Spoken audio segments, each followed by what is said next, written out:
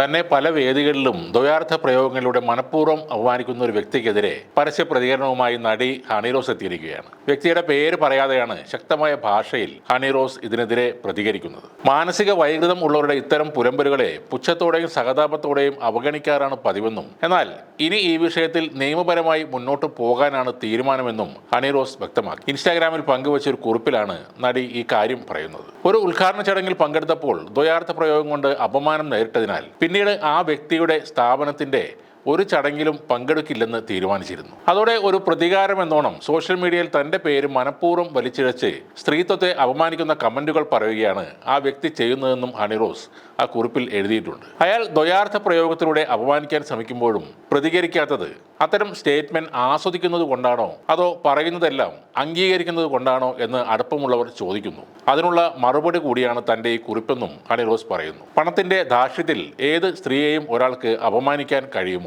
അല്ലെങ്കിൽ അതിനെ എതിർക്കാൻ ഇന്ത്യയിലെ നിയമ സംവിധാനം ഒരു സംരക്ഷണവും നൽകുന്നില്ലേ എന്ന് ചോദിച്ചാൽ ഇയാളുടെ പ്രവൃത്തികളിൽ ഇന്ത്യൻ ശിക്ഷാ നിയമത്തിൽ സ്ത്രീകൾക്കെതിരെ ലൈംഗിക ദ്യോതകമായ ഉദ്ദേശത്തോടെ സംസാരിക്കുകയും അതേ ഉദ്ദേശത്തോടെ അവരെ പിന്തുടരുകയും ചെയ്യുന്നു എന്ന കുറ്റകൃത്യങ്ങൾ പ്രഥമദൃഷ്ട്യാ നിലനിൽക്കുന്നതാണ് എന്ന് അറിയാൻ കഴിഞ്ഞെന്നും ഹണി റോസ് പറയുന്നുണ്ട്. ഞാൻ പോകുന്ന ചടങ്ങുകളിൽ മനഃപൂർവ്വം വരാൻ ശ്രമിക്കുകയും കഴിയുന്ന ഇടത്തെല്ലാം സ്ത്രീത്വത്തെ അവമാനിക്കുന്ന രീതിയിൽ തന്റെ പേര് മാധ്യമങ്ങളിലൂടെ പറയുകയും ചെയ്യുന്നു എന്നാണ് ഹണി റോസ് പരാതിപ്പെടുന്നത്. കുറച്ച് ദിവസങ്ങൾക്ക് മുമ്പ് ഒരു യൂട്യൂബ് ചാനൽ സംസാരിക്കുമ്പോൾ ബോച്ചെ എന്നറിയപ്പെടുന്ന ബോബി ചെമ്മണ്ണൂർ ഹണി റോസിന്റെ കാര്യങ്ങൾ പറഞ്ഞിരുന്നു. അവരെ കാണുമ്പോൾ കുന്തി ദേവിയെ ഓർമ്മ വരുന്നു എന്ന് പറഞ്ഞത് ആ നടിയെ അപമാനിക്കാൻ വേണ്ടിയല്ല എന്നാണ് ബോച്ചെ പറയുന്നത്. കുന്തി ദേവിയുമായി ആ നടിക്ക് വല്ലാത്ത സാമ്യം തോന്നിയത് കൊണ്ടാണത്രേ അങ്ങനെ പറഞ്ഞത്. ഇതൊക്കെ പറയാൻ ഇയാൾ കുന്തി ദേവിയെ നേരിട്ട് കണ്ടിട്ടുണ്ടോ? പുരാണത്തിലുള്ള ആരും നേരിൽ കണ്ടിട്ടില്ലാത്ത ആ കഥാപാത്രത്തിന്റെ പേര് ആ വേദിയിൽ വെച്ച് ബോച്ചെ പറഞ്ഞത് എന്ത് ഉദ്ദേശിച്ചാണെന്ന് സാമാന്യ ബോധമുള്ള മലയാളികൾക്കെല്ലാം മനസ്സിലായിട്ടുണ്ട്. വീണ്ടും അതേ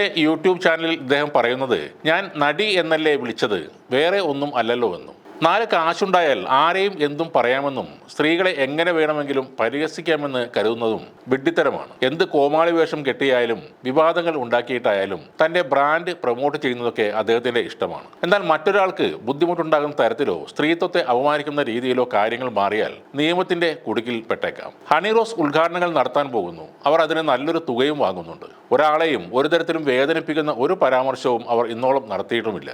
സൗന്ദര്യം ഉള്ള കാലത്തോളം മാത്രമേ മാർക്കറ്റ് ഉണ്ടാവൂ എന്ന് തിരിച്ചറിഞ്ഞ ആളാണ് ഹണി റോസ്. അത് തീർത്തും മാന്യമായ രീതിയിൽ തന്നെ അവർ ഉപയോഗപ്പെടുത്തുന്നുമുണ്ട്.